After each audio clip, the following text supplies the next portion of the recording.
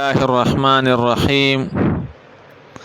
د باران د ورېدو د پاره ګڼ اسباب دي. یو خو لکه څنګه چې مونږ او تاسو اورو چې دعا ده. صحابي راغی د جمعې ورځ وه، یې قربان هلکت الاموال مسله ده، سوکړه ده،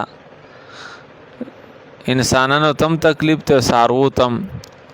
فرفع رسول الله صلی الله علیه وسلم یدیه، محبوب لاسونه مبارک اوچت کړو او درې پیری وی اللهم اغثنا اللهم اغثنا اللهم اغثنا. الله پاک موږ باندې باران راووره. حضرت انس رضی الله عنه قسم خوري والله ما فی السماء من سحابن، قسم په الله چې په اسمان کې بوټي وریځ نه وه. صحابه کرام چې تل باران کې لاړ، جمعه خالی اتوار ګل پنځم شروع زیارت، بیا جمعه، بیا صحابي راغی چې قربان دعا وکړي چې باران ودرېږي.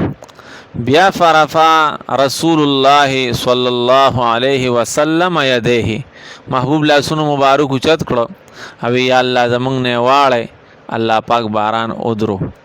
نو د باران د ورودو د پاره او درېدو د پاره دعاګانې چې مونږ غواړو. دویم استغفار. الله پاک وی تاسو استغفار وای، زه به ټیم په ټیم په قدر حاجت ضرورت مطابق کل باران کوم. واقعا مونږ ورو د موسی علیه السلام په قوم باندې سوکړه ده، ملګری بار کړ یا الله بارانو کې، الله پاک وی ټکې نه کومه. سلويخ کالو شو ګناهونه کوي، اعلان وکړ چې زوړ ګناهګار به وځي. موسی علیہ السلام اعلان وکړ هر سړی خي طرف ته ګوري، ګس طرف ته ګوري، شاته ګوري، مخې ته ګوري. هغه سړی په زړه کې الله ته وجړل چې الله پاک په شرمونو بو شرمېږم، ټول زما محلي والا کلیوال دي. چې کله په زړه کې الله پاک ته وجړل، الله پاک دومره مهربان ذات ته باران شروع شو. یا الله پاک سو خو نه وتل، الله پاک وحی فرمایل هغه ما سره صلح او روغ وکړه. یا الله ماته اوخه، الله پاک وی چې کله هغه ګنداو نو ما نه شرمو، اوس خو هغه زما بنده جوړ شو. نو دویم استغفار او دریم صدقه. حدیث کې راځي یو سړی کور ته راغی، کور والا ورته وی خشاک راوړه، خشاک د پاره د غره لمن ته لاړ. چې کله خشاک کو غونډه سوکړه ده، وریځ نوم نشان نشته، یو غونډوس کې وریځ رااله.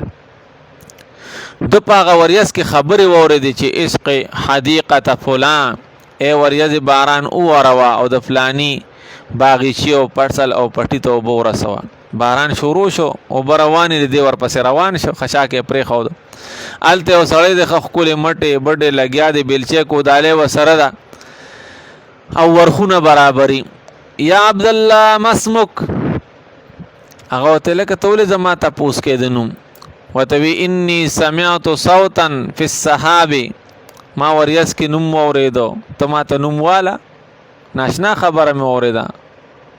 هغه چې نوم واغستو زمارو نوم تاسو ته ولې وکړو، وی دغه شان چلو شو، ما خشاک کو یو غونډوس کې وریز را لستانو مې اغستو، ته سامل کې هغه ته زه 1/40 1/20 1/10 کې نه چلیږم.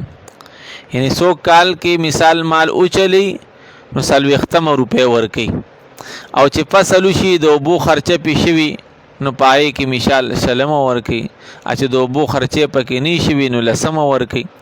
نو زنه 40 ورکوم، نه شلم ورکوم، نه لسم ورکوم. فاتصدق بثلثي، زه د خپل مال نه 1/3 مال، مثال 3 کریټ وشي، یو کریټ 3 بوجه وشي، یو بوجه د الله پاک د رضا د پاره غریبانانو لا، او بیا چې خپلوانو غریبانانو لورکو نو ډبل ثواب دی. نو کوم غواړو چې الله پاک موسم خولي کی، باران رحمت اوري، داغه د پاره توبه استغفار، داغه د پاره سپیشل توجه سره دعاګانی، او داغه د پاره د صدقو ترتیب چې مونږ کو. الله رب العزت اول مالا بیا تاسو لا د عمل کولو توفیق نصیب کړي.